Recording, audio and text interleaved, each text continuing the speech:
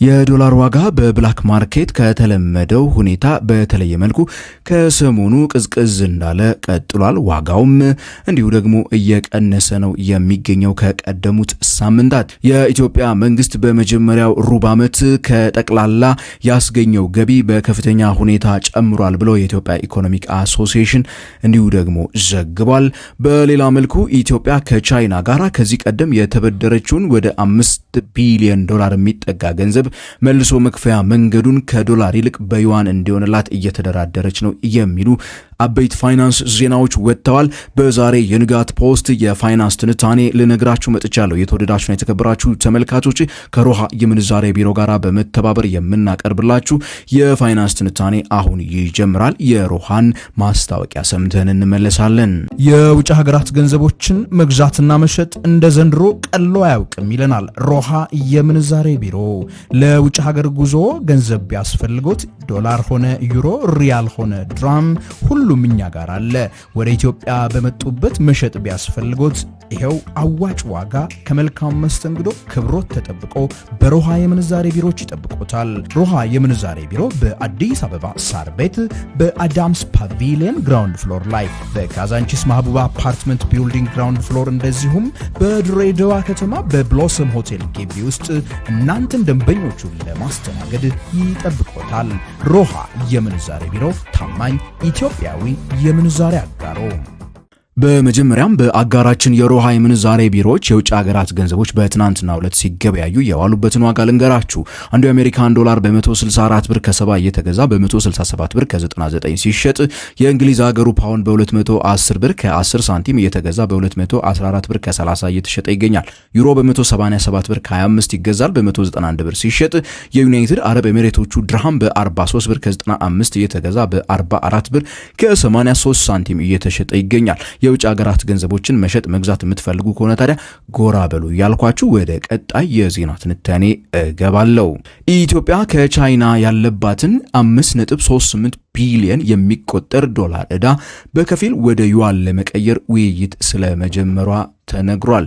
በከፍተኛ የዕዳ ጫና ውስጥ የምትገኘውና ከተለያዩ ሀገራቶች ጋር በተለያዩ ጊዜያት ድርድሮችን ስታካሄድ የቆየችው ኢትዮጵያ በሚቀጥሉት 2 እና 3 ዓመታት በከፍተኛ መጠን የሚቆጠር ገንዘብን በዶላር መክፈል ይጠበቅባታል። ይህም ከአቅም በላይ ከመሆኑ ጋር ተያይዞ የቡድን 20 አባላት የሚባሉት ተደራዳሪ ቡድኖች በቅርቡ የዕዳ ሽግሽግ ለማድረግ የተስማሙ ቢሆንም አንዳንድ የግል አበዳሪዎች ግን አሻፈረ ማለታቸው ይታወሳል። ኢትዮጵያ ታዲያ ለቻይና መንግስት የምትከፍለውን ቢያንስ 5.3 ቢሊዮን ዶላር ዕዳ በከፊል ወደ ቻይናው ገንዘብ ዩዋን ለመቀየር ከቤጂንግ ጋር ውይይት መጀመሯ ተሰምቷል። ይህ እርምጃ እንግዲህ ከሰሞኑ ወደ ኬንያ ሰምተነው ከነበረው ጋር የሚገናኝ ነው። ዊሊያም ሩቶ ወደ ቤጂንግ አድርገው በነበረው ጉዟቸው ወቅት ይፋ ካደረጓቸውና አብዛኛው የኬንያ ባለስልጣናት ሲያወድሱ ከነበረው ነገር ውስጥ በቢሊዮን ዶላሮች የሚቆጠሩ ገንዘቦችን ወደ ዩዋን ዕዳ ተቀይረውልናል ብለው ሲናገሩ እንደነበረ የሚታወስ ነው። ከሰሞኑ የወጡ ታዲያ አንዳንድ ዘገባዎች ደግሞ የኢትዮጵያው ብሔራዊ ባንክ ገዢ አቶ ዮብ ተካልኝ ባለፈው ወር በተለይም ልክ ወደ ስልጣን እንደመጡ ወደ ቤጂንግ ባደረጉት ጉብኝት ከቻይናው ኤግዚም ባንክና ከቻይናው ሕዝብ ባንክ ጋር በዚህ ጉዳይ ላይ ስለመወያየታቸው እንዲሁ ሰምተናል።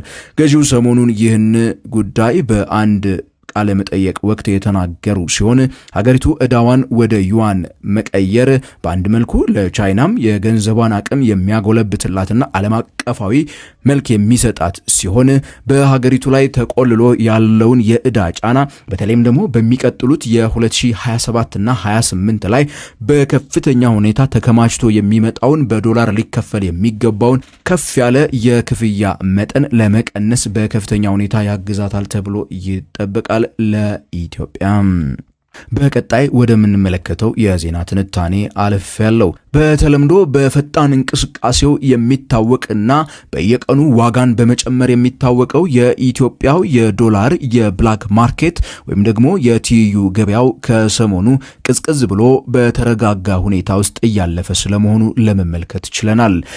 የኢትዮጵያው ብሔራዊ ባንክ ወደ 140 ሚሊዮን የሚጠጋ የአሜሪካን ዶላር ጨረታን ለባንኮች አውጥቶ በአማካይ በ148 ብር ለተለያዩ ባንኮች ከሸጠበት ጊዜ ጀምሮ የዶላር ዋጋ 162 ብር አካባቢ ወደ ላይ ወደ ታች እያለ እስከ 160 ብርም የደረሰበት ጊዜ ነበር በዚህ ባሳለፍናቸው ሳምንታቶች።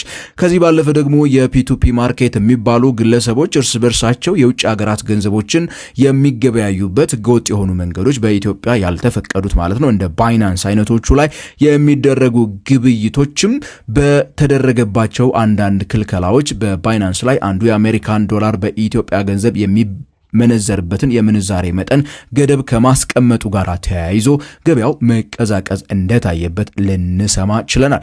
በሌላ መልኩ ደግሞ ከሰሞኑ ከነጋዴዎች እየወጡ ያሉ መረጃዎች እንደሚያመለክቱት ከሆነ ደግሞ አብዛኛዎቹ ባንኮች 140 ሚሊዮን ዶላሩን ካገኙበት ጊዜ ወዲህ ምንም አይነት የኤልሲ ወይ ደግሞ ለኢምፖርት የሚያስፈልጉ ክፍያዎች እየከፈሉን አይደለም እያሉ እየተቹ ይገኛሉ። ቅሬታዎችንም እያቀረቡ ቢሆንም የብላክ ማርኬቱም እንደዚሁ መቀዛቀዙ ለብዙዎች ግር ያሰኘ ሳምንት ሆኖ አልፏል። ታዲያ የብላክ ማርኬቱ ወይ ደግሞ የትይዩ ገበያው ላይ ዶላር እየተመነዘረ ያለበት ዋጋና ባንኮች ዶላር የሚሸጡበት ዋጋ ከምን ጊዜውም በላይ የተቀራረበበት ሳምንት ነው ይህ ያሳለፍነው ሳምንት። አብዛኛዎቹ ባንኮቻችን አንዱን የአሜሪካን ዶላር የሚሸጡበት ዋጋ 150 ብር አካባቢ የደረሰ ሲሆን የሰርቪስ ቻርጆቻቸውንና ታክሱን በምንጨምርበት ታይም ታዲያ ዋጋው ከብላክ ማርኬቱ ጋር የ3-4 ብር ልዩነት አካባቢ ነው የሚሆነው። ይህ የኢትዮጵያ ብር አለመረጋጋት ጉዳይና አንዴ ወደ ላይ አንዴ ወደ ታች ማለት እስከ መቼ ይቀጥላል? የብዙዎች ጥያቄ ነው። አብረን የምንመልሰው ይሆናል። እንግዲህ በስተመጨረሻም ኢትዮጵያ በዚህኛው ሩብ ዓመት አዲሱ በጀት ዓመት ማለት ነው በገቢ ደረጃ ከፍተኛ እምርታን ስለማሳየቷ የኢትዮጵያ ኢኮኖሚክ አሶሲዬሽን በየሩብ ዓመቱ በሚያወጣው የማክሮ ኢኮኖሚ ሪፖርቱ ላይ አመላክቷል። የሀገሪቱ ገቢ በአጠቃላይ በተለይ ከሀገር ውስጥ ገቢ በ65 በመቶ እድገትን ያሳየ ሲሆን ከውጭ ሀገራት ንግድ የሚገኘው ቀረጥ 70 በመቶ ማደጉንም እንዲሁ ነግሮናል። ከወጪ አንጻርም ቢሆን የመንግስት ወጪ በዚሁ በተያዘው የመጀመሪያው ሩብ ዓመት 40 በመቶ ስለማደጉ የሰማን ሲሆን በዋናነትም ደግሞ የገንዘቡ ትልቅ የሚሆነው 50 በመቶ የሚሆነው ለስራ ማስኬጃ የወጣ ስለመሆኑ ነው የተሰማው። ደሞዝ የመሳሰሉትን ነገሮች ለመክፈል ማለት ነው። ለክልሎች 27 በመቶ ስለመከፈሉ የተነገረ ሲሆን እንግዲህ በዚሁም ዓመት ከበጀቱ 22.7 በመቶ ጥቅም ላይ ስለመዋሉ ነው የተሰማው ማለት ነው። ኢትዮጵያ በዚሁ በተያዘው የበጀት ዓመት ከተለያዩ ዓለም አቀፍ ተቋማት ዘንድ የታክስ ገቢዋ በጣም ትንሽ ወይ ደግሞ የመንግስት የሚያመነጨው ገቢ ከጠቅላላ የሀገር ውስጥ ምርት ጋር ሲነጻጸር በምጣኔው ያነሰ ነው በመባል እየተተቸች እንደነበረ ሁላችንም የምናውቀው ነው። የዚህ ዓመቱ በከፍተኛ ሁኔታ እድገት ማሳየት እንግዲህ የሚፈለገውን ለውጥ ያመጣል አያመጣም የሚለው የብዙዎች ጥያቄ ነው። አብረን የምንመለከተው ነው የሚሆነው። የተወደዳችሁና የተከበራችሁ ተመልካቾቼ ለዛሬ እንግዲህ ሰበር የሆኑ የፋይናንስ ዜና ትንታኔዎችን ይዤላችሁ የቀረብኩት እኔ ገሜ ብርሃኑ ነኝ። አስተያየትና ጥያቄዎቻችሁን ኮሜንት ሴክሽን ላይ ጻፉልኝ እያልኩኝ በቀጣይ በሌላ ቪዲዮ እስከምንገናኝ ድረስ ታዲያ ቸር ያሰማን እያልኩኝ ከንጋት ፖስት የምሰናበታችሁ ነኝ ገሜ ብርሃኑ ነኝ።